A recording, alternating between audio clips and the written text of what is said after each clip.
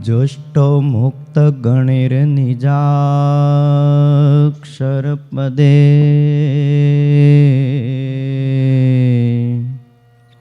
दिव्याकृति सादरम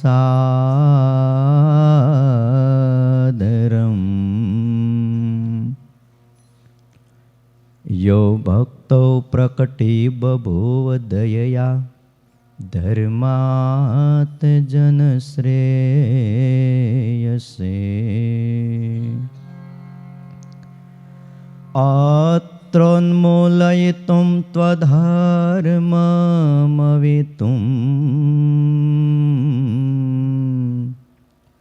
साधुंश्च धर्मं शुभम् ध्यायेतं हरिमीश्वरेश्वरमहं सद्बुद्धिदं सर्वदा। ॐ अवतारिणे श्री स्वामिनारायणाय नमो नमः। श्री हरि कृष्णाय घनश्यामाय नमो नमः। एकाकी वनवासीने कठिन तपकारिणे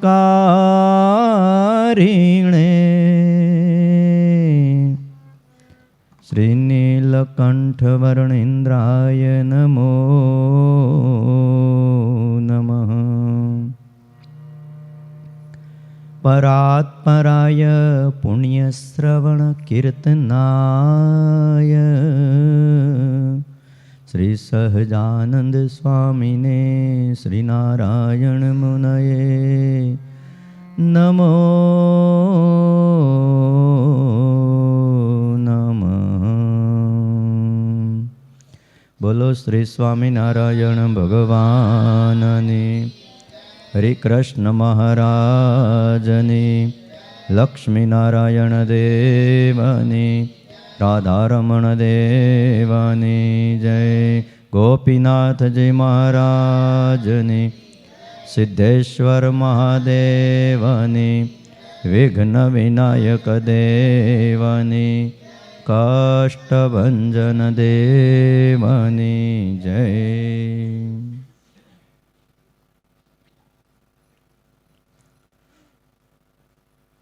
वाला भक्तजनों, सर्वाधार सर्वोपास्य इष्टदेव भगवान श्री स्वामिनारायण, वात्सल्य मूर्ति पूज्यपाद गुरुजी, आप सौ वहाला भक्तजनों,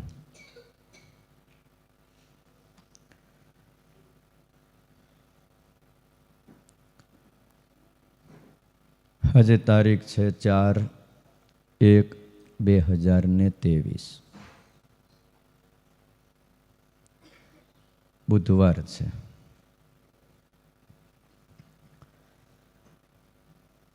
पवित्र धनुर्मास चाली रह्यो छे। शिक्षापत्री भाष्यनी कथा આપણે સાંભળીએ છીએ,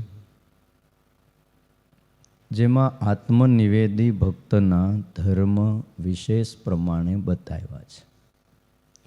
એની વાતો સાંભળીએ છીએ। સ્વામિનારાયણ ભગવાને આપણા ઉપર અનહદ કૃપા કરી છે।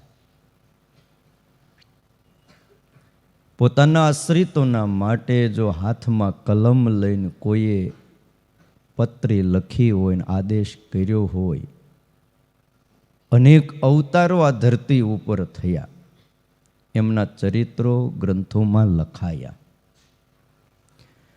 એમનો ઉપદેશ ગ્રંથોમાં લખાયો, પણ એ લખનારા બીજા હતા। ત્યારે સ્વયં પુરુષોત્તમ નારાયણે પોતે હાથમાં કલમ લઈ અને ગ્રંથો લખ્યા। પોતે જે બોલ્યા એ વચનામૃત રૂપે લખાઈ ગયું। પ્રેસ નહોતા, કોમ્પ્યુટરો નહોતા, આવો યુગ નહોતો। એ વખતે પણ એક અક્ષર પણ જવા ન દીધો અને લખી લીધો। એ વચનામૃત એ અમૃત છે। શિક્ષાપત્રી વચનામૃત છે, મોટા સંતોની વાતો છે, બસ આટલું જો પાળે ને આ પ્રમાણે રહે, જેવતા લાખના ને શરીર છોડ્યા પછી 1.25 લાખના થઈ જાય. આત્મનિવેદી ભક્તની વાત લખી છે, 56મો શ્લોક છે. શૈલૈવા તુજા મૂર્તિ શાલગ્રામોર્ચ એવ શૈલૈવા તુજા મૂર્તિ શાલગ્રામોર્ચ એવ શૈલૈવા તુજા મૂર્તિ શાલગ્રામોર્ચ એવ શૈલૈવા તુજા મૂર્તિ શાલગ્રામોર્ચ એવ દ્રવ્યર્યથાપ્તે કૃષ્ણસ્ય દ્રવ્યર્થાપ્તે કૃષ્ણસ્ય દ્રવ્યર્યથાપ્તે કૃષ્ણસ્ય દ્રવ્યર્થાપ્તે કૃષ્ણસ્ય જપ્યોથાષ્ટાક્ષરો મનુ જપ્યોથાષ્ટાક્ષરો મનુ જપ્યોથાષ્ટાક્ષરો મનુ જપ્યોથાષ્ટાક્ષરો મનુ ઓ જપ્યોથાષ્ટાક્ષરો મનુ જપ્યોથાષ્ટાક્ષરો મનુ. આત્મનિવેદી ભક્ત એમણે પાષાણની, ધાતુની, શ્રી કૃષ્ણ ભગવાનની પ્રતિમા અથવા શાલગ્રામ તેની પૂજા દેશ કાળ અનુસારે પોતાના સામર્થ્ય પ્રમાણે ચંદનથી, પુષ્પથી, ફળથી આદિક વસ્તુએ કરીને કરવી અને પછી શ્રી કૃષ્ણ ભગવાનના અષ્ટાક્ષર મંત્રનો જપ કરવો. શ્રી ભાષ્યકાર સતાનંદ સ્વામી કહો કે રઘુવીરજી મહારાજ એ શ્લોકની વ્યાખ્યા કરતા એવું સમજાવે છે કે આત્મનિવેદી ભક્તજનો હોય એમણે માનસી પૂજા કરી લીધા પછી ભગવાનની પૂજા કર્યા પછી જે ભગવાનની ધાતુની, પાષાણની જે મૂર્તિ હોય અથવા શાલિગ્રામ હોય એની 16 ઉપચારથી પૂજા કરવી. ઓલી એક સામાન્ય પૂજા હતી અત્યાર સુધી આપણે જે ગણતા હતા એ, અને હવે આત્મનિવેદી ભક્તએ 16 ઉપચારથી ભગવાનની પૂજા કરવી. ચિત્ર પ્રતિમાની પેઠે કેવળ દર્શન ન કરી લેવા. ચિત્ર પ્રતિમામાં એવું છે, દર્શન કરી લઈ, માથે આમ ચરણને અડીને માથે ચડાવી દઈ, ભગવાનની ચરણ રજ એટલે આવી જાય. આમાં એવું નથી. ભગવાનની જે મૂર્તિ છે અને ધામમાં રહેલી ભગવાનની જે મૂર્તિ છે એમાં એક પણ રોમનો ફેર નથી. આવા ભાવથી પૂજા કરવી. પૂજવા યોગ્ય મૂર્તિમાં એક વિશેષ થોડોક વિવેક ગ્રહસ્થો માટે બતાવ્યો છે. ઘરમાં પૂજવા માટે મૂર્તિ ધાતુની બનાવેલી હોય તો એક વેદથી મોટી રાખવી નહીં. આવું શાસ્ત્રમાં બતાવ્યું છે. મોટા મંદિરોમાં જેવી ધાતુની, પાષાણની મૂર્તિઓ બહુ મોટી બનાવેલી હોય એવી મૂર્તિ ઘરમાં રાખવાનો મોહ રાખવો નહીં, કારણ કે એમાં ફળના બદલે અફળ થાય. પૂજા, પવિત્રતા, સેવા રીતિ એ ઘરમાં એ પ્રમાણે જળવાય નહીં, કારણ કે વારે વારે 15 દિન, મહિને 2 મહિને ઉતક આવે, કંઈક બીજા ત્રીજા એવા પ્રસંગો આવે ત્યારે મૂર્તિને અડાઈની, મૂર્તિ સામેથી નીકળાય નહીં. બહુ મૂર્તિની મર્યાદાઓ બતાવી છે, એટલે એવી મોટી મૂર્તિ ઘરમાં રાખવી નહીં. અને જો મોટી મૂર્તિ ઘરમાં રાખે તો એક તો ખંડિત થવાનો પણ સંભવ છે. એટલે એ મૂર્તિ ન રાખવી. મૂર્તિ 7 ધાતુની છે. એમાં સુવર્ણ, ચાંદી, તાંબુ, કાંસુ, લોઢું, કલાઈ અને સીસું, એમાંથી 7 ધાતુ કહેવાય છે. પણ મૂર્તિ બહુધા બને છે એ 5 ધાતુમાંથી બને છે. એમાં સોનું, ચાંદી, તાંબુ, સીસું અને લોઢું વપરાય છે. 5 ધાતુમાંથી બહુધા મૂર્તિ બનાવાય છે, એટલે એને પંચધાતુની મૂર્તિ કહેવાય છે. આપણે જે આ નાના હરિકૃષ્ણ મહારાજના દર્શન કરીએ છીએ, જેમની આરતી રઘુરજી મહારાજે ઉતારી છે, એ સ્વરૂપ ધાતુનું છે, જેના નિત્ય આપણને દર્શન થાય છે. પૂજા કરીએ, સેવા કરીએ, હાર પહેરાવીએ, આરતી ઉતારીએ. શાલગ્રામની પૂજા માટે શતાનંદ સ્વામીએ થોડોક વિવેક બતાવ્યો. પૂજવા યોગ્ય જો શાલિગ્રામ હોય તો બેકી સંખ્યામાં 2 શાલિગ્રામની પૂજા કરવી નહીં. ઘણીવાર શું છે, કોઈક આપ્યા, આ એક અમારા હતા ને આ બીજા બાજુવાળાએ દીધા, પણ 2 શાલિગ્રામની પૂજા કરાય નહીં એવું શાસ્ત્રમાં લખ્યું છે. એ સિવાય 4, 6, 8 આમ બેકી સંખ્યાના શાલિગ્રામ પાછા પૂજી શકાય, 2 નહીં. 4 પૂજો, 6 પૂજો, 8 પૂજો, અને એકી સંખ્યામાં એક જ શાલિગ્રામ પૂજવા, પણ 3, 5, 7 એમ એકી સંખ્યામાં પાછા શાલિગ્રામની પૂજા થાય નહીં. એટલે 5 શાલિગ્રામની પૂજાનો, એના કરતાં હું તો એમ કહું 1 જ શાલિગ્રામ રાખવા, એની પૂજા કરવી, ભાવથી કરવી, પ્રગટ ભાવે કરવી. ઘણીવાર આપણા કામ ન થાય ને એટલે આપણને શાલિગ્રામ પણ નડતર રૂપ લાગે. ગુણાતીતાનંદ સ્વામી કેટલા વર્ષો પહેલાં લખ્યું કે એક વૈરાગી મહાત્માજીએ શાલિગ્રામની પૂજા વર્ષોથી કરતા હતા, અને એમાં કંઈક ધારેલો સંકલ્પ એનો સિદ્ધ ન થયો. તે તેલ કડાઈમાં ઉકળતું હતું એમાં નાખ્યા. બોલો, એ કે આટલા વર્ષોથી પૂજા કરીને મરી ગયો પણ સંકલ્પ પૂરો ન થયો. સ્વામી કે અમે વાત સાંભળી ત્યારે તો અમારા રૂવાડા આમ છાતીમાં બળવા માંડ્યું. ઓહો હો, એમાં સાક્ષાત ભગવાન છે. હા, આપણે નારણજીભાઈ મિસ્ત્રી હતા, હરિભગત સ્વામિનારાયણ ભગવાનના મળેલા હયાતીના, અને એ ચિત્ર પ્રતિમાઓ કરતા હતા. મૂળ જુનાગઢના હતા. ચિત્ર પ્રતિમાની જે પહેલાં એની લાઈન વર્ક કરે, કોઈ પણ ચિત્ર દોરવું એટલે પહેલાં લાઈન વર્ક થાય. એટલે આખી એની બાઉન્ડ્રી લાઈન કરી અને ચિત્ર ભગવાનનું ફૂલ સૂંઘથી મૂર્તિનું તૈયાર કર્યું. હાંજ પડી ગઈ હતી એટલે મૂર્તિને ઓશિકા નીચે મૂકી અને નારણજીભાઈ સૂઈ ગયા. રાતે શ્રીજી મહારાજે દર્શન દીધા કે હે નારણજીભાઈ, માથું હવે લઈ લ્યો, અમે થાકી ગયા છીએ, આ ભાર લાગે છે. અરે મહારાજ, હજી તો એ મૂર્તિ ક્યાં પૂરી થઈ છે, ખાલી હજી રેખાંક કર્યો છે, લાઈન વર્ક કર્યું છે, તો તોય એમાં અમે સાક્ષાત રહ્યા છીએ. આ બતાવ્યું. ગોપીનાથજી મહારાજની મૂર્તિ તૈયાર થઈ ગઈ હતી, શિખાનો ભાગ બાકી હતો ઘડવાનો, અને મૂર્તિને ઢાંકીને રૂમમાં મૂકી હતી. શ્રી હરિએ કીધું તો કે આ મૂર્તિને કોઈ અડશો નહીં. એમાં મોટીબા, લાડુબા, એમના કોઈ નિકટના દરબારો, સંબંધી, બહેનો, ભક્તો બધા આવ્યા. વાતમાંથી વાત નીકળી કે સ્વામિનારાયણ ભગવાન પોતાના જેવું જ સ્વરૂપ એક એક અંગ માપી અને બનાવે છે, તો કે અમને દર્શન કરાવો. તો કે ના પાડી છે, પણ અમારે ક્યાં કાંઈ બીજું કંઈ કરવું, અમે અડશું નહીં, છેટા ઊભા રહેવું, પણ તમે અમને દર્શન કરાવો. મોટી બા કે હાલો. કપડું માથે ઢાંક્યું હતું, કપડું લઈ લીધું. હવે સહેજે કપડું લેવા જાય એટલે મૂર્તિનો સ્પર્શ થયો. દર્શન કર્યા દૂરથી, પછી પાછું એક ઉપર કપડું ઢાંકી દીધું. થોડી વાર પછી 8-9 વાગ્યે નારાયણજીભાઈ પેલા સલાડને લઈને આવ્યા અને મૂર્તિ માંડ્યા ઘડવા. અને જેવું ટાંકણું માર્યું શિખા માથે, લોહીની ધાર થઈ.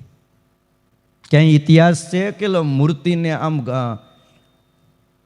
સહેજ અડ્યા હોય ને લોહી નીકળ્યું હોય? બોલો. પછી દોડતા નારણજીભાઈ આવ્યા, મહારાજ મહારાજ ગજબ થઈ ગયો. શું થયું? તો કે મૂર્તિની શિખાનો ભાગ પાછળનો બાકી છે, અને એનું ઘડતર કામ ચાલતું હતું. ટાંકણું લીધું ને જ્યાં ઘા કર્યો ત્યાં તો લોહીની ધાર થઈ. તો કે એને કોઈ એકાંતિક ભક્ત અડી ગયા. પછી પૂછાયું તો મોટી બા કે હું જ અડી હતી. મહારાજ કે તમારા જેવા ભક્તો કોઈ પથ્થરને અડે ને તો એ પથ્થર પણ સાક્ષાત ભગવાન બની જાય. બીજાની શું વાત કરીએ. હવે એ કામ અધૂરું જ રહેશે. આજે પણ ગોપીનાથજી મહારાજનું પાછળનું શિખાનું કામ એમનું બાકી છે અને પ્રતિષ્ઠિત થઈ ગયા. એટલે પાઘડી પહેરાવવામાં બહુ નડે, એટલે પાઘ સેજ આગળથી નમેલી જ રે હવે. હા, માટે ભાળ ક્યાંય અડ્યા છો મૂર્તિને? તમારા જેવા બધા કોઈ ભગત અડી જાય મૂર્તિમાં પ્રતિષ્ઠા થઈ જાય છે. હા, એટલે મૂર્તિને કોઈ ધાતુની, પાષાણની, ચિત્રની ન માને. ગોપાળાનંદ સ્વામીએ અભેશીને મૂર્તિ પૂજવા આપી હતી, અભેશી દરબારને. અભેશી બે થઈ ગયા, એક ગણોદના અભેશી રાજા અને બીજા લોધિકાના અભેશી દરબાર. લોધિકાના અભેશી દરબારને ગુણાતીતાનંદ સ્વામી યારે બહુ હેત હતું અને ગણોદના દરબાર અભેશી એને ગોપાળાનંદ સ્વામી સાથે પ્રીતિ હતી. મૂર્તિ પૂજવા માટે આપી હતી. ચિત્રની મૂર્તિ પ્રતિમા હતી, ફૂલ સૂંઘતી મૂર્તિ, એટલે અભેશીએ બહુ ભાવથી મૂર્તિ લીધી, ચિત્ર પ્રતિમા, અને પછી ઘરે લાવી અને પટારામ મૂકી દીધી. નથી ઘણીવાર આ સંતો બહુ આગ્રહ કરે કે લ્યો પૂજા લ્યો, તો અહીંથી લઈને ઘરે લઈને કબાટમાં મૂકી. એમ અભેસિંહ દરબારે મૂર્તિ લઈ અને પટારામ મૂકી દીધી. ભૂલાઈ ગયું. રાજ કાર્ય ને વ્યવહાર એવા છે ને તે ભગવાન ભૂલાડી જ દે. આ સંસાર જ એવો છે. એક દી, બે દિન, ત્રીજે દિવસે શ્રીજી મહારાજે અભેસિંહ દરબારના ઘરના ક્ષત્રિયાણી રાણીને દર્શન દીધા. રાણીને દર્શન દઈ કે તારા ધણીને કે ને અમને કારાવાસમાં હું કામ નાખ્યા છે, કે અમને જેલમાં પૂર્યા છે, બહાર કાઢે કે. આટલું કહી હસતા હસતા દર્શન દઈને પાછા વૈયા ગયા. હવે તમે વિચાર તો કરો, દર્શન ન કોને દેવા જોઈએ? અભેશીને દેવા જોઈએ ને. એને દર્શન ન દીધા અને એના ઘરવાળાને દર્શન દીધા, રાણીને દર્શન દીધા. અભેસિંહ ઘરે આવ્યા ને તે કીધું તમે ભગવાનને કારાવાસમાં નાખ્યા છે? તો કે ના, એવું તો મેં કાંઈ કર્યું નથી. તો કે મને દર્શન દઈને કહી ગયા કે આવું બહાર કાઢો, મુંજારો થાય છે. ત્યાં અભેસિંહને યાદ આવ્યું ગોપાળાનંદ સ્વામીએ મને પૂજવા માટે મૂર્તિ આપી છે. એ મૂર્તિને હું ચિત્રની માનતો હતો, પણ એ તો સાક્ષાત ભગવાન છે. પછી એને બહાર કાઢી મંદિરમાં પધરાવી. નિત્ય દરબાર એમની પૂજા કરતા હતા. એટલે મૂર્તિને કોઈ દી મૂર્તિ ન માનતા, ધાતુની, પાષાણની કે એવો ચિત્રનો ભાવ ન લાવતા. એ પ્રગટ ભગવાન છે. વાંચો ભક્ત ચિંતામણી, બાપુભાઈનો પ્રસંગ ભક્ત ચિંતામણીમાં નિષ્કુળાનંદ સ્વામીએ લખ્યો છે. બાપુભાઈને પણ પૂજવા માટે ગોપાળાનંદ સ્વામીએ મૂર્તિ આપી હતી. લ્યો આની પૂજા કરજો. વડોદરાના બહુ ધનાઢ્ય વ્યક્તિ બાપુભાઈ, રાજ સયાજીરાવ સરકારના દરબારમાં ઉચ્ચ હોદ્દા ઉપર એ અધિકારમાં હતા. અને એમ કહેવાય છે મૂર્તિની પૂજા કરતા હતા. એ વખતે ભગવાનને એ જમાનામાં 2 પૈસાનો હાર મળતો હતો. હા, એ 2 પૈસાનો હાર ભગવાનને ધરાવે. પૂજા કરતા હતા ને એક દિવસ સવારમાં આડો કાચ હતો, મૂર્તિ છે, સવારમાં કાચ ફોડ્યો મૂર્તિએ, અને ગળામાં હાર પહેર્યો તો એ હાર પોતાના હાથે કરીને કાઢ્યો. એ બાપુભાઈને નજરે દેખાણું અને હાર લઈને જોરથી ઘા કર્યો છેટો. ત્યારે બાપુભાઈ કે મહારાજ મારો કાંઈ વાંક ગુનો ખરો? હાર હળવો જોઈ મૂર્તિ નાખો ફગાવી અળગો અતિ. હાર હળવો જોયો એટલે શું કર્યું? ફગાવીને દૂર નાખી દીધો. અને પછી બોલ્યા બીજે વાવરે છે બહુ ધન, ત્યાં તો મોકળું રાખે છે મન. હે બાપુભાઈ, ગઈ સાલ તમારા દીકરાના લગ્ન હતા? અરે લગ્ન હતા, એકનો એક દીકરો ધામધૂમથી પરણાવ્યો. મારા દીકરાના લગ્નમાં સયાજીરાવ સરકાર પણ હાજર હતા. તો એમનું સન્માન કેવું કર્યું? અરે દબદબા પૂર્ણ. સરકારનું સન્માન તો કરવું જ પડે. કેટલા રૂપિયા વાપર્યા? તો કમસે કમ લાખ રૂપિયા તો ખર્ચ થઈ ગયો. બોલો, લગ્નમાં 200 વર્ષ પહેલાં તો ત્યાં કેટલું મન ઉદાર રાખ્યું હતું. અરે પ્રભુ, ત્યાં રાખવું ન હોય ને તો રાખવું પડે. તો આ 2 પૈસાનો હાર શું કામ ધરાવે છે? મહારાજ, તમને ભાર ન લાગે ને? તમને ભારે જાડો હાર ધરાવવો વજન ન લાગે? તો અમને નહીં લાગે. આ ધરતીનો ભાર પણ અમને નથી લાગતો, તો હવે આ ક્યાંથી લાગવાનો? આવડી મોટી પૃથ્વી વિચાર તો કરો, જેના સંકલ્પથી આકાશમાં એમનું ઉડતી ફરે છે. તમે કાંઈ વસ્તુ ઉડાડી દો, લ્યો આકાશમાં એક પાણો ઉડાડી દો, તો પતંગ ઉડાડવી તોય દોરી બાંધવી પણ પવન જોઈને કેટલું જોઈ. આવડો મોટો પૃથ્વીનો ગોળો, 50 કરોડ યોજન પૃથ્વીનું પીઠ છે. થોડું ઘણું નહીં, 50 કરોડ યોજન આવડી મોટી પૃથ્વી. અને ભાઈ હાવ આમ કહેવાય ને પાણીમાં તરતી હોય, હવામાં ઉડતી હોય. તમે વિચાર તો કરો, આ કોનું કામ છે? શાસ્ત્રની દૃષ્ટિએ જુઓ તો શેષની ફણા ઉપર આખી આ પૃથ્વી સ્થિર રહી ગઈ છે. બોલો, ક્યારેક ક્યારેક મન લાગે શેષનારાયણને ખંજોળ આવતી છે, આમ કરતા હશે, તે ક્યાંક ક્યાંક હલાવી નાખે છે. થાય નહીં ક્યારેક વળી ખંજોળ આવી ભલામણા, ક્યારેક થોડીક ઓછી આવે ને ક્યારેક વધારે આવે, ત્યાં હલબલાવી નાખે. પણ હવે એ આમ કહેવાય ને સેકન્ડોમાં હોય છે ધરતીકંપ. એમાંય મિનિટોમાં આવ્યો હોય તો કાંઈ ન રહેવા દે. બોલો, 3 મિનિટ એક ધારો આમ ધરતીકંપ રહ્યો હોય તો શું દશા થાય? બધું હલબલીને વયું જાય અંદર. એટલે બાપુભાઈએ કીધું કે મહારાજ, મારો કાંઈ વાંક, બસ આ જ ગુનો છે, જાડો હાર ધરાવજે.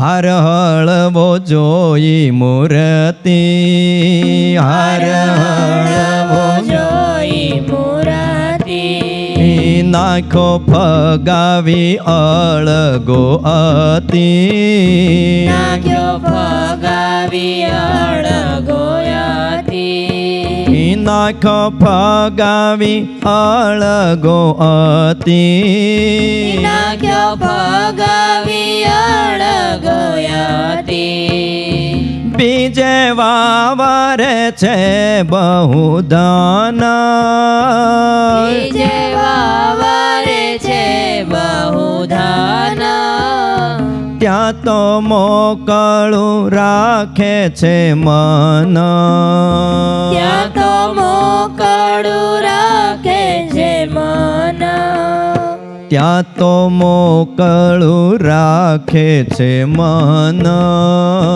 ત્યાં તો મોકળું રાખે છે મન. બીજે ધન વાપરશો ત્યાં તો બહુ મોકળું મન રાખે છે. અને બાપુભાઈએ તેથી હાથ જોડીને કીધું કે મહારાજ, આજ પછી હું ક્યારેય 2 પૈસાનો હાર નહીં ધરાવું. અને જીવ્યા ત્યાં સુધી 1 રૂપિયાનો હાર 200 વર્ષ પહેલાં, અત્યારે બહુ મોંઘો થાય, પણ 1 રૂપિયાનો જાડો સારો ગુલાબનો કે મોગરાનો, ચમેલીનો, ચંપાનો, જે ઋતુ પ્રમાણે ફૂલ હોય એનો હાર બજારમાંથી લાવી અને ઠાકોરજીને ધરાવતા, પ્રગટ ભાવ રાખીને પૂજા કરી. એટલે મૂર્તિઓ એ કેવલ મૂર્તિઓ નથી, પણ પ્રગટ ભગવાન છે. ધાતુની મૂર્તિ હોય, પાષાણની હોય. આજે પણ મૂળી મંદિરે જાઓ, એના ઇતિહાસો આપણા ગ્રંથોમાં લખેલા છે. મેમકાના, રામજી શેઠના બેન અને એના પુત્ર વધુ કોઈ 2 જણા મૂળી દર્શન કરવા ગયા.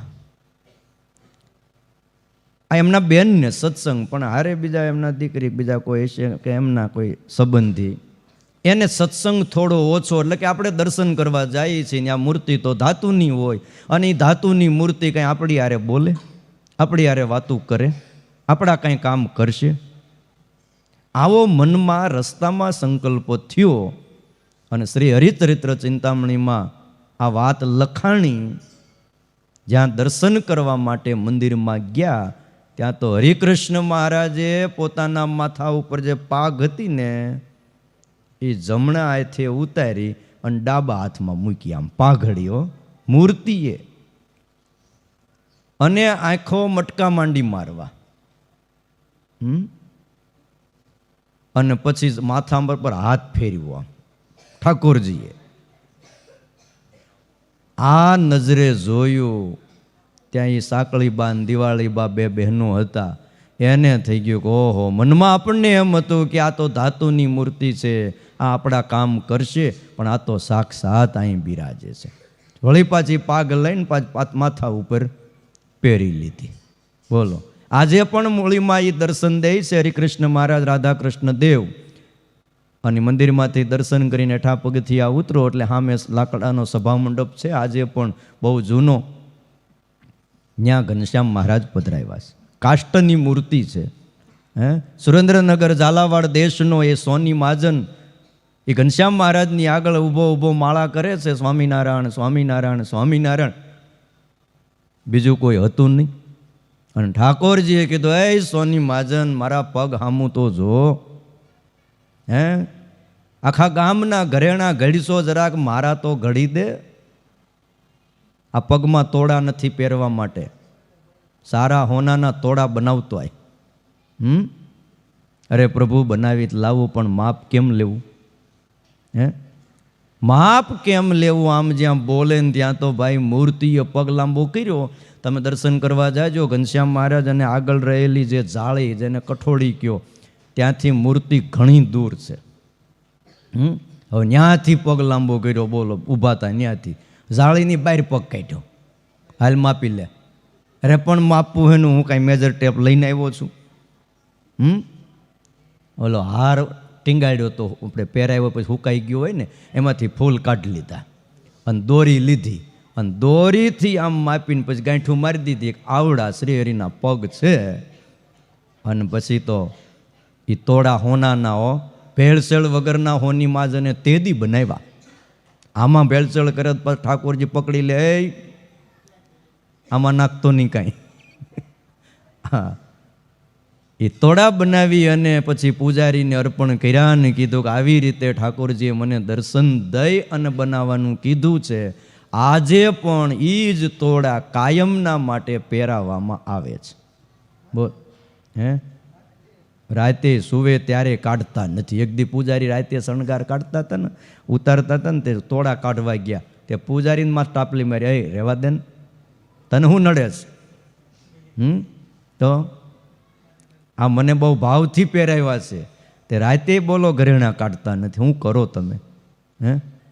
એટલે મૂર્તિ એ મૂર્તિ નથી, મૂર્તિમંત ભગવાન છે. રામ પ્રતાપભાઈ અમદાવાદથી દર પૂનમે 14 ચાલીને અમદાવાદથી પૂનમ આવે ત્યારે વડતાલ આવતા. અમદાવાદ દેશમાં હું એમ કહું, નરનારાયણ દેવ કોણે પધરાવ્યા? સ્વામિનારાયણ ભગવાને જ પધરાવ્યા. અને અમદાવાદ દેશ રામ પ્રતાપભાઈના ભાગમાં આવ્યો, એટલે અયોધ્યા પ્રસાદજીના ભાગમાં આવ્યો, એમના દીકરા આદિ આચાર્ય. પણ રામ પ્રતાપભાઈ જ્યાં સુધી આ ધરતી ઉપર રહ્યા ત્યાં સુધી અમદાવાદથી દર પૂનમે ચાલી અને વડતાલ આવતા. અને પૂનમના દિવસે વડતાલ આવે, યા તો 14 કે મોડેકથી પોગી જાય અને સીધા મંદિરમાં આવે દર્શન કરવા માટે. અને મૂર્તિ આગળ ઊભા રહે, કીર્તન ગાવાનું ભારે અમને અંગ હતું. અને કીર્તન ગાય 1, 2, 3 ને 4, ક્યારેક ક્યારેક ત્રીજા કીર્તનને મૂર્તિમાંથી મૂર્તિમંત હરિકૃષ્ણ મહારાજ પ્રગટ થાય અને ગળામાં જે હાર પહેરે હોય એ કાઢી અને રામ પ્રતાપભાઈને પહેરાવે અને કે ભાઈ જાઓ હવે ઉતારા કરો. તઈ પછી ઉતારે જાય, જ્યાં સુધી આવે નહીં ત્યાં સુધી ઉતારો કરવા જ ન જાય. આપણે પહેલાં એવું કરીએ, વડતાલ જઈએ પહેલાં ઉતારો કરીને પછી નિરાયતે દર્શન કરી, પછી ઉતારો ન મળ્યો હોય તો બોલો, તમે મારા મતના કે નહીં? આપણે એવું જ કરીએ. રામ પ્રતાપભાઈ પહેલાં મંદિરમાં જાય અને ભગવાન એમ કે હવે ઉતારો કરો, તે ઉતારો કરે. ને ઘણીવાર તો કસોટી કરવા પ્રભુ 5, 5, 6, 10 કીર્તન બોલાઈ જાય પણ આવે જ નહીં. અને પછી રામ પ્રતાપભાઈ મૂળ સ્વરૂપમાં આવી જાય, શેષનો અવતાર. હા, નાનપણથી તને ઓળખું છું કે બોલો, ચીભડીના વેલા કાઢી નાખ્યા, ચીભડીમાં નિંદામણ કરવા મોકલ્યા, જા ધ્યાન રાખજો કે તે એક વેલો ઉખેડી નાખ્યો. રામ પ્રતાપભાઈ આવીને ખીજાણા, આ શું કર્યું કે તે કે એમાં શું છે, ઘાસ બહુ ઝાઝું હતું ને વહેલા થોડા હતા, થોડું હોય એ કામ પહેલાં કરાય ને. નિંદામણનું કામ જલ્દી પતે કે. ખીજાણા બહુ. તે જો ભાઈ ખીજાતા નહીં હો, નકર આ આંગળી આમ કરીશ ને તો બ્રહ્માંડની બહાર ફેંકી દઈશ કે, ગોત્યા જડશો નહીં. અને તેથી મારા શ્રી હરિએ પોતાના મૂળ સ્વરૂપે દર્શન દીધું. તે રામ પ્રતાપભાઈ ધ્રુજી ગયા. શેષનો અવતાર પણ ખબર પડી કે અહીંયા કાંઈ બોલાય એવું નથી. જાઓ જોઈ આવો, અમે કાંઈ એક કોઈ ચીભડીનો વેલો કાઢ્યો નથી કે. આ બધા મજૂરો ખોટું બોલે છે. રામ પ્રતાપભાઈ આવીને જોયું તો એક એક વેલો પાછો ચોટેલો હતો. હવે આમને ક્યાં વાર લાગે વહેલા ચોટાડવા ને વહેલા ઉઠાડવા, ઉખેડી નાખવા, કયો વાર લાગે? તો હવે પાણીમાંથી એમ તો એક પાણીના એક બૂંદમાંથી એમ ટીપામાંથી માણા જેવો માણા બનાવી દેતા હોય, હવે એને શું વાર લાગે? તમે વિચાર તો કરો. હે, સૂર્ય અને ચંદ્ર જેની આજ્ઞાથી ઉદય અસ્તપણાને પામે, પાળ વિનાનો દરિયો બોલો જેની આજ્ઞામાં રહીશ એને પાળી કરીશ. અને દરિયો પૃથ્વી કરતાં 64 ગાવ ઊંચો છે. હવે વિચાર કરો, 64 ગાવ એટલે આમ તમારા માથે પાઘડું હોય ને ટોપી હોય ને તો પડી જાય. હો હા, મફલરો થરખું બાંધવું પડે ને કંઈ હેઠું પડે. આ એટલો દરિયો ઊંચો છે. પણ છતાંય તમે જુઓ, એક નક્કી કરી દીધું આનાથી આગળ નહીં આવવાનું, એટલે એ આગળ ન આવે. તો તમને એમ થાય ઘણી વાર આવે છે, પણ એ એની જગ્યા હોય, તમે બધાય દબાવી દીધી હોય. એની હદ હોય છે. પણ માણસો શું છે, પુરાણ કરી કરી કરી કરી પચાવી પાડી. એટલે દરિયો ક્યારેક ખીજાય કે એમ થોડું કાંઈ બધું પચાવી લ્યો, હાલતું હોય છે. શેટા મકાન બાંધો ને એટલે ક્યારેક નજીક આવે, પણ એની હદમાં જ આવે, બાકી નહીં. એટલે ભગવાન મૂર્તિમાં સાક્ષાત બિરાજે છે. અને રામ પ્રતાપભાઈ ત્યાં દર્શન કરીને પછી ઉતારે જતા એ બંગલો, એનું નામ રામ પ્રતાપભાઈનો બંગલો. મૂળ એનું નામ નારાયણ મહોલ હતું, પણ રામ પ્રતાપભાઈ ઉતરતા એટલે એ બંગલાનું નામ પડી ગયું. હનુમાન ગણપતિના દર્શન કરવા જાઓ દરવાજામાં આગળ, એની આ બાજુ આમ આવો ત્યારે ડાબી બાજુ થાય, આમ જાઓ તો જમણી બાજુએ તમને એ રામ પ્રતાપભાઈનો એ બંગલો. ત્યાં શ્રીહરિ પણ ઘણું રહેતા, ઉતારો કરતા. એટલે મૂર્તિને ક્યારેય મૂર્તિ માનવી નહીં. એ બધું જ દેખે છે, ભાળે છે. અમે 1991માં વડતાલ ભણતા હતા ને, દર પૂનમે હરિભક્તો તો પહેલેથી બહુ ઝાઝા આવે, અને ગરદીનો કોઈ પાર નહીં. અને એમાં જો તમે સવારમાં મંગળામાં જો અંદર વિયાઈ ગયા, તમારો પગ અડ્યો તો અડ્યો, નકર પગ અડ્યા વગર તમે હોહરવા બહાર નીકળી જાઓ. એવી છાતીના પાટિયા ભીહાઈ જાય. હા, એક ખરું ટાઈટ ન લાગે. શિયાળો હોય તો તમને અંદર ગયા પછી ટાઈટ ન લાગે, અને બધી પ્રકારની કસરત થઈ જાય. તમારે કોઈ અંગને, વાહાને, છાતીને, હાથને, પગને ક્યાંય તમારે કસરત બાકી ન રહે. હા, અને તો એ ગળદીમાં અમે ત્યાં એક વર્ષ સુધી સંસ્કૃતનો અભ્યાસ કર્યો વડતાલમાં રહીને. એક હરિભગત દર્શન કરીને બહાર નીકળ્યા, હાથમાં લાકડી, આમાં લાકડી કરતા હતા. એટલે મેં કીધું, ભગત આંખે નથી દેખાતું? તો કે ના, હવે આમ બસ ઝાંખું ખબર પડે કંઈક છે, પણ આમ ઓળખી ન શકું. મેં કીધું, તો આવી ગળદીમાં આ દર્શન કરવા ભગત હવે ન આવો, અને છેટેથી દર્શન કરી લ્યો તો સારું, કાં ઘરેથી હવે તમારે દર્શન કરી લેવા. તમને દેખાતું જ નથી. તમને કાંઈ દેખાય તો ના ના, કાંઈ ધૂંધળું બધું કાંઈ હવે દેખાતું નથી. પણ જ્યારે દેખાતું હતું ત્યારે હું નિત્ય પૂનમ ભરવા હું આવતો હતો, એટલે મને હવે પૂનમ ભર્યા વગર રહેવાતું નથી. પણ કીધું, ભગત તમને જ નથી દેખાતું. ત્યારે એ ભગત જે બોલ્યા, બોલો આજે 30 વર્ષ થઈ ગયા, હજી આમ કહેવાય નહીં, ભૂલાતું નથી. મને કે મને નથી દેખાતું, પણ એ ડેરાવાળાને ક્યાં નથી દેખાતું? એ તો ભાળે છે ને. એ આ ભાઈ ગામડાના ભગત એટલે એ ગામઠી ભાષામાં બોલે ને, એ ક્યાં આંધળો છે? એ તો દેખે છે ને કે બસ એનો ભગત અહીંયા આવી ગયો ને મારી હાજરી પુરાણી, બહુ થઈ ગયું કે. અને વાતે કરીને આપણને દેખાય કે ન દેખાય, પણ એને તો દેખાણું ભગત આવી ગયા. જો અહીંયા જ બધું દેખે છો. સવારે કેટલા કથામાં આવે છે, કેટલા નથી આવતા, કેટલા વહેલા આવે છે, કેટલા મોડા આવે છે, કેટલા શીરા ટાણે આવે છે. હા, બધું ધ્યાન રાખે બધાય. તો કોણ કોણ સેવા કરે છે, કોણ નથી કરતા, એ બધું દેખે. ઓલા દાદા ખાચરના દરબારગઢમાં નળિયા ચડાતા હતા ને કંઈક કામ હાલતું હતું. તેમાં બે બાજુ ઓસરી હોય દરબારોના મકાનોમાં. તે આ બાજુ કામ થોડુંક હાલતું હતું. શ્રીજી મહારાજ ત્યાં જઈને ઊભા રહ્યા. તે હરિભગત દોડીને તગારા આંબાવે ને બીજું ત્રીજું કામ કરતા હતા. પછી એમ થયું પાછળ હરિભગત છે લાવો ત્યાં દર્શન દેવા જાય. તે પાછળની બાજુ ગયા. તે અહીંયા ઓલો ભગત છે ને આમ સેવા કરતો આવ ધીમો પડી ગયો. તે વળી પાછા શ્રીજી મહારાજ કે જો ભગત તું જેમ તગારા લેતો હતો ને એમ લેવા માંડ, અમે પાછળ હોય ને તોય ભાળી શીખતું હું કરીશો, માટે જેમ છે એમ ચાલુ રાખો. એટલે ભગવાન તો ભાઈ રાતે ભાળે, દિવસે ભાળે, આકાશમાં વયા જાવ તોય ખબર પડે, પાતાળમાં જઈને કંઈક કરો તોય ખબર પડે, અને સમુદ્રના તળિયે વયા જાવ તોય એને ખબર પડે કે તે હું કર્યું છે. જીવને એમ છે કે મને કોઈ ભાળે નહીં, પણ ભગવાન એવી કોઈ જગ્યા નથી કે જ્યાં પોતે ન જઈ શકતા હોય. માટે વાત એ હતી કે ભગવાનની મૂર્તિ, એની પૂજા ભગવાનના ભક્તોએ કરવી. એકી સંખ્યામાં 3, 5 કે 7 શાલિગ્રામની પૂજા કરવી નહીં. અને ચક્રાંકિત શાલિગ્રામ હોય તો ખંડિત પણ પૂજી શકાય છે.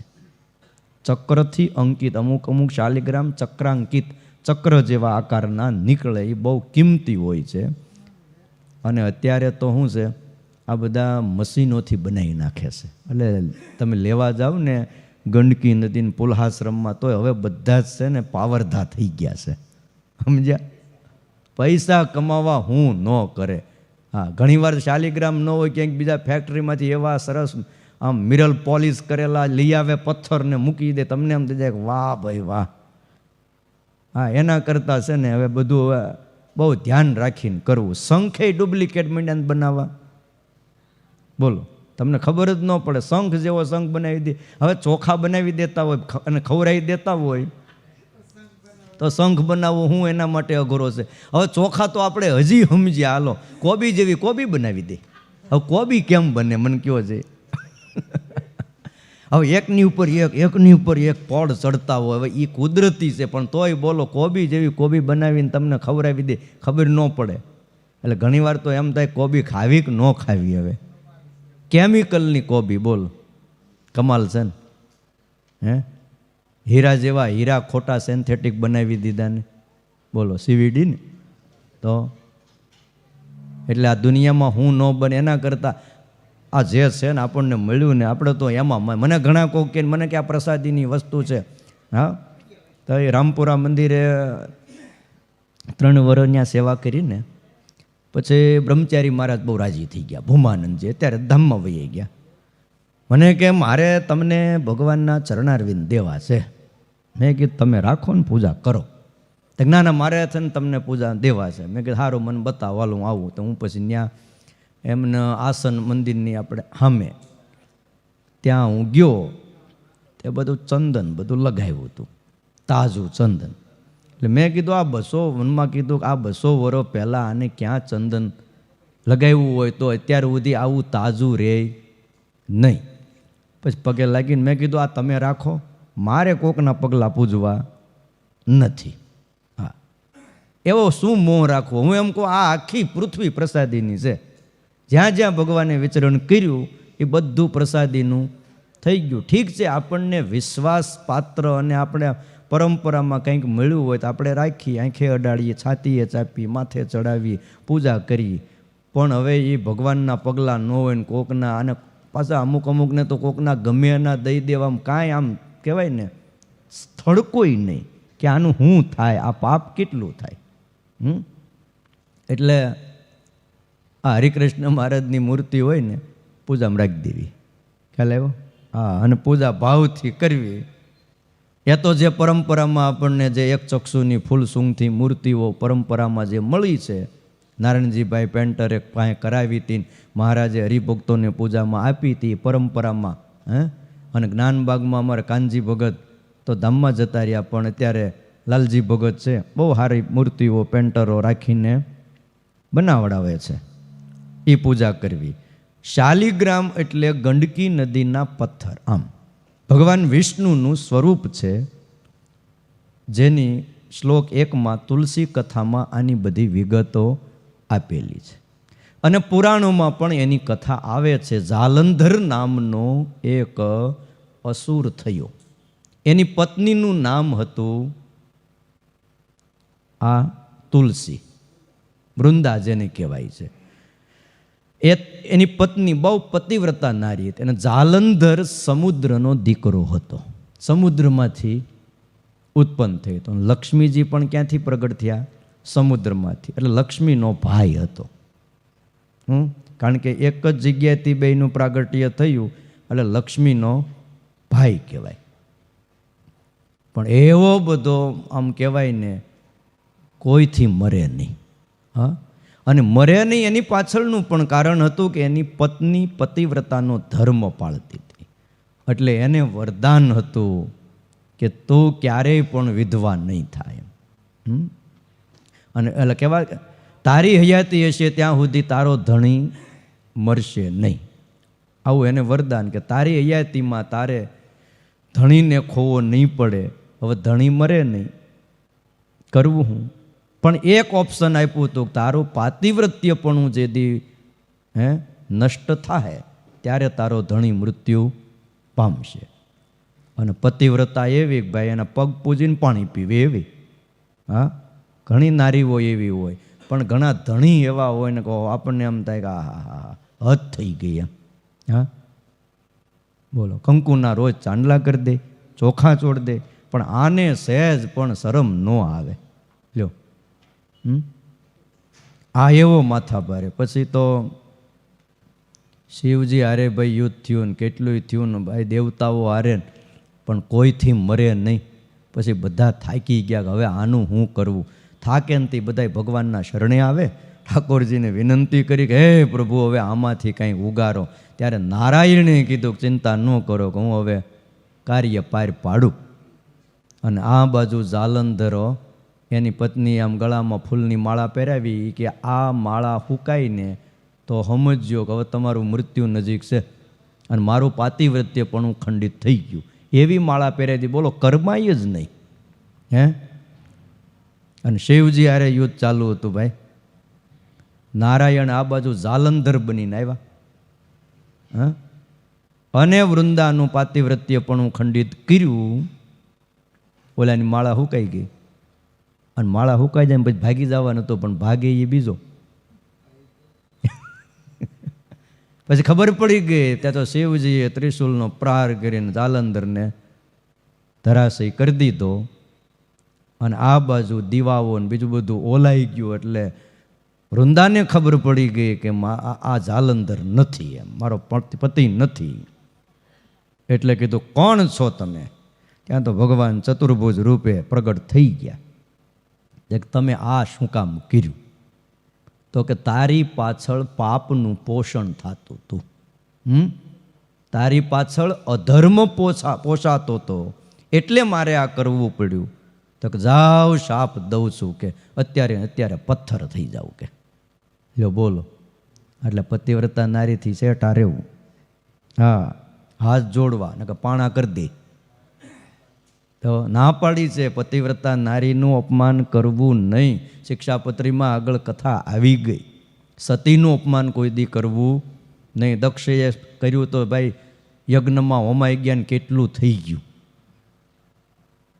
પછી તો વર્ષો સુધી પથ્થર સ્વરૂપે જ રહ્યા.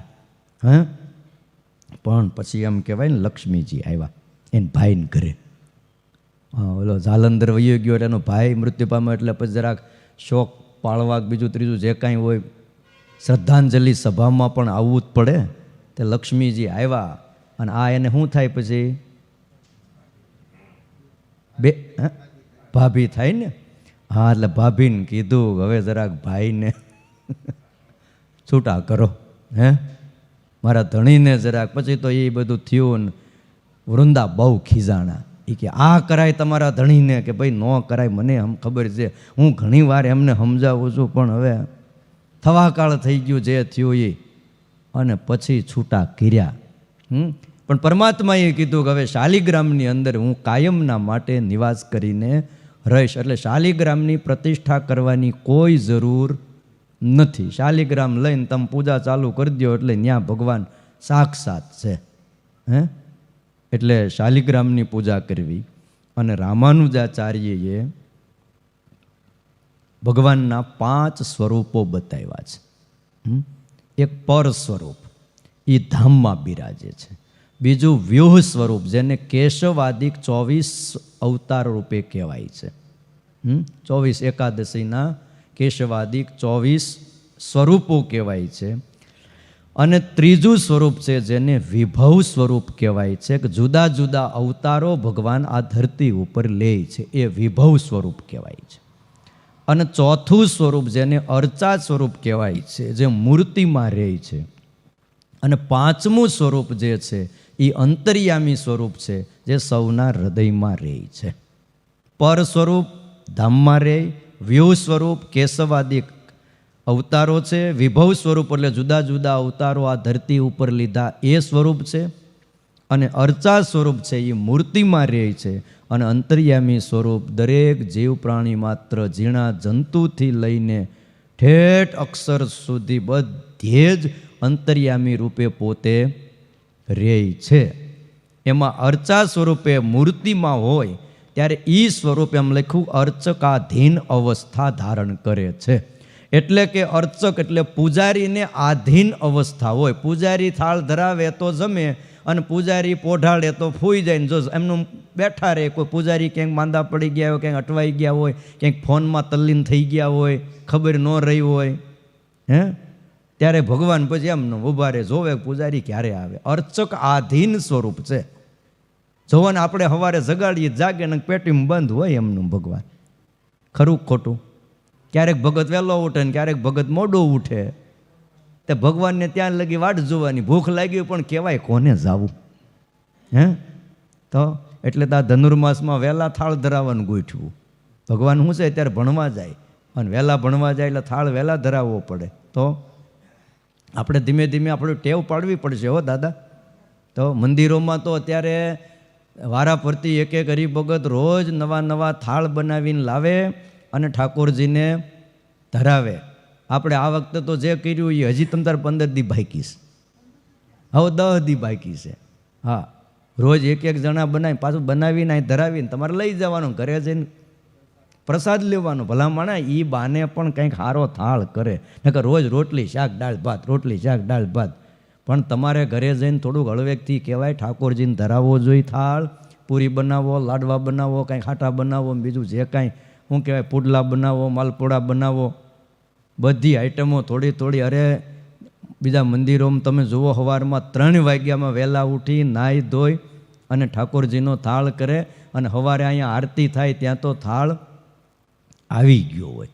હા, આવું કંઈ કર્યું હોય કેમ લાગે તમને? આ બીજી હળવેકથી વાત, તમારું પાછા ઘરે માને ખરા? તમારું ઘરમાં હાલે છે? લે હાલે. આ તો નકર પછી ડખો થાય એવું ન કરતા, કથામાં આવજો. હા, નકર તમને એમ થાય પછી ડખો થાય ઘરે એવું નહીં. પણ હવે આમ શું છે, આ નવા નવા જોવાનિયા પરણ્યા હોય એનું તો માને હજી, એનું હાલે હજી.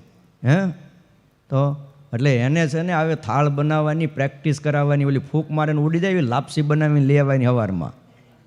તો સુરતી લાપસી નહીં, આપણી વેલણ લાપસી. તો એટલે આ બધું કરવું જોઈએ. એટલે પૂજારીને આધીન છે ભગવાન. એટલે પૂજારી જે રીતે રાખે એ રીતે ભગવાન રહે છે. દયાનંદ સરસ્વતી બહુ સારા બ્રાહ્મણ હતા, વેદાંતી હતા, અને શિવજીની પૂજા કરતા હતા. અને એકવાર પૂજા કરવા માટે ગયા અને શિવલિંગ ઉપર ઉંદરડો ઠેકડા મારતો હતો.